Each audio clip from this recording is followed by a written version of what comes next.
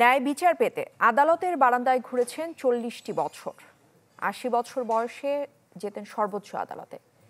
জীবনের পড়ন্ত বিকেলে এসে অপবাদ খোঁচায় খুশি হরেন্দ্রনাথ চন্দ্র। তবে এত বছরেও বিচার শেষ না হয় অসন্তোষ প্রকাশ করেছেন আপিল বিভাগ, আর একই সাথে ২০ লাখ টাকা দেওয়ার নির্দেশ দিয়েছেন সোনালী ব্যাংককে। ব্রেকফাস্ট, টিফিন কিংবা স্ন্যাক টাইমে মজাদার আয়োজন মানে অল টাইম ব্রেড।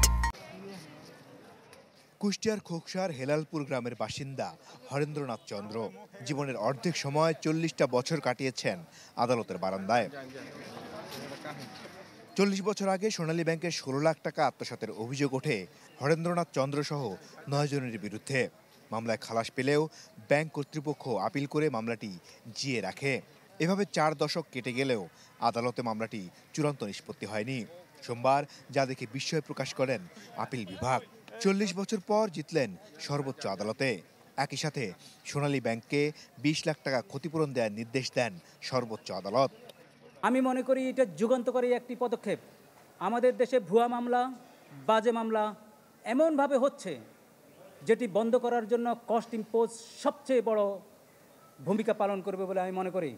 এবং সোনালী ব্যাংকের উপর যে ২০ লক্ষ টাকা কস্ট আজকে দেওয়া হয়েছে ৩ মাসের মধ্যে হরেনচন্দ্র পাবে, এতে করে অন্যান্য প্রতিষ্ঠানগুলো ভুয়া মামলা করার ক্ষেত্রে বিরত থাকবে বলে আমি আশা করি। জীবনের পরন্ত বিকেলে এমন আদেশ পেয়ে খুশি হরেন্দ্রনাথ চন্দ্র। বললেন, ন্যায় বিচার প্রতিষ্ঠিত হয়েছে। এই কেস চালাতে গিয়ে আমার ফসলি সম্পত্তি চলে গেছে ১২-১৪ বিঘা, বা তারপরে গিয়েছে আপনার ভিটা বাড়ি, ঘর। আমি ল্যান্ডলেস, হোমলেস। আমি এখন কিছুই আমার করার নাই। কারণ ২০ লক্ষ টাকা আমাকে কেসের খরচ বাবদ দিয়েছে কোর্টকে অশেষ ধন্যবাদ জানাচ্ছি।